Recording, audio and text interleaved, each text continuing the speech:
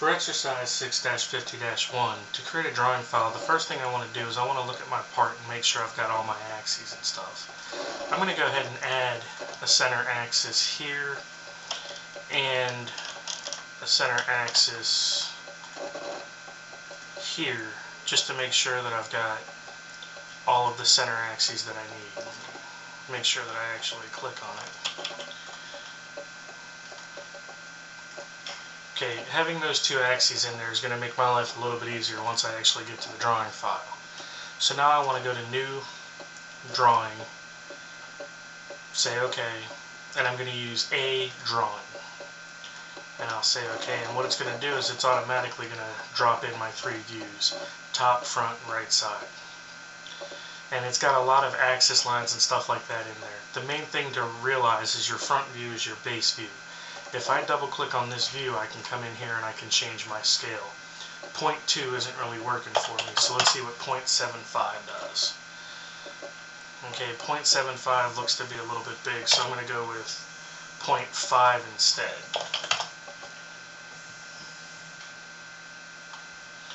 With 0.5 in there, I'll apply that. That looks much better. Now I want to right click on any one of the views and uncheck Lock View Movement. This will actually allow me to move these views as I need to get the space that I need. And to move the view, you just left click on it to select it and then left click and drag. And you'll notice that it is locked into its orientation so that you can't move it away from there. Now I'm going to move this one up only because I know what I'm about to do, but be careful with your view placements that you pay attention to exactly where things are going to go. This view does me absolutely no good whatsoever. It's not doing anything for me. So, effectively speaking, I don't need this view at all. So I'm going to just delete it, and now I can go ahead and add an auxiliary view. And the auxiliary view is going to be based off of this view. And what you're going to notice happen is it's going to be kind of hard to align this view so that everything is neat and orderly. So I'm going to try to organize my views so that I can see this view easily. Now this did come in shaded, so I want to double click that and go to View Display. And my display style, I want it to be no hidden, simply because it's an auxiliary view and I don't want to make it any more complex than it actually has to be. Now that I've got all that in place, I want to go ahead and begin dimensioning this. And to begin dimensioning, the first thing I want to do is go to the Annotate tab.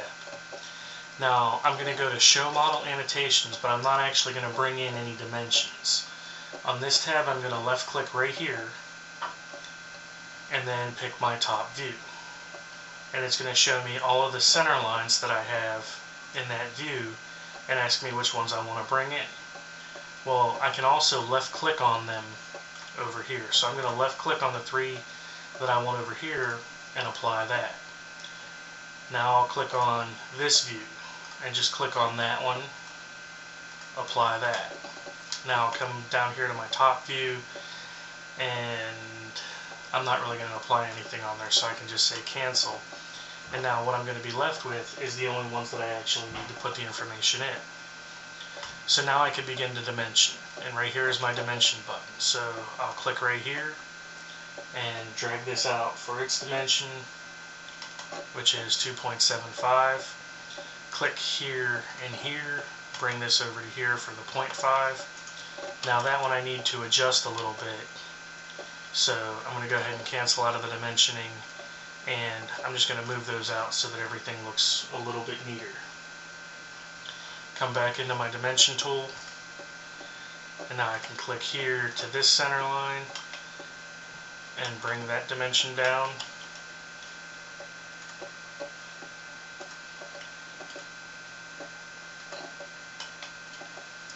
.75, dimension between the two center lines.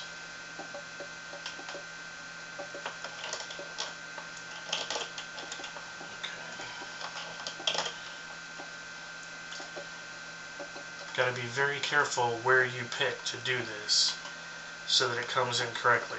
Now, it's not really wanting to give me that dimension that I'm trying to get off of there. Rather than go from the center line to the center line, all I'm going to do is just switch it up a little bit, and I'm just going to select that object, and that's going to give me the appropriate dimension that I'm looking for. Now I'll select this object, bring that down, and it's going to give me the 3 that I need.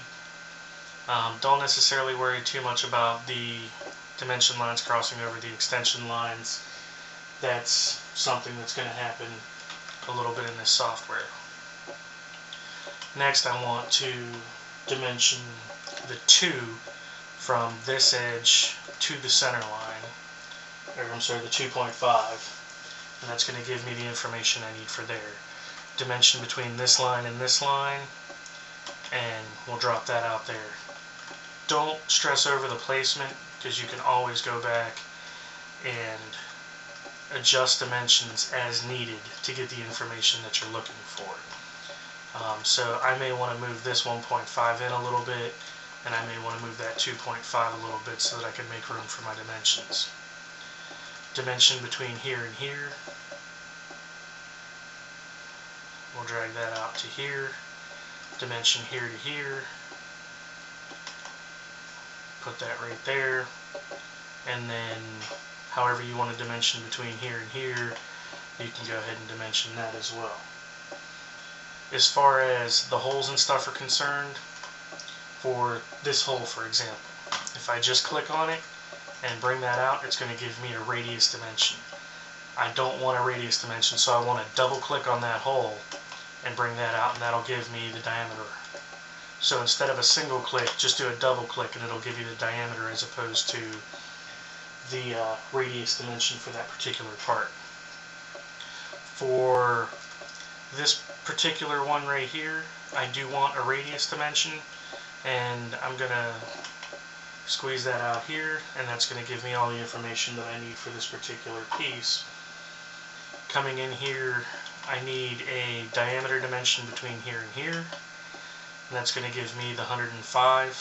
105 works just as well as 75.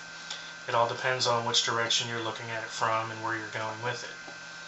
Now, these dimensions can get crowded quick, so make sure that you locate dimensions and stuff where they're going to be best suited for what you're actually trying to do.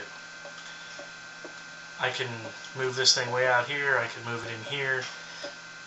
What I want to do is just put it somewhere where it's a little bit clear to understand exactly what the dimension you're looking for is. Once you have all the information in for the drawing, and there's just 1 or 2 more dimensions that I actually need for this, one being the 0.75 from here to here, and I can go and adjust the rest of these dimensions to make room for that 0.75 as needed.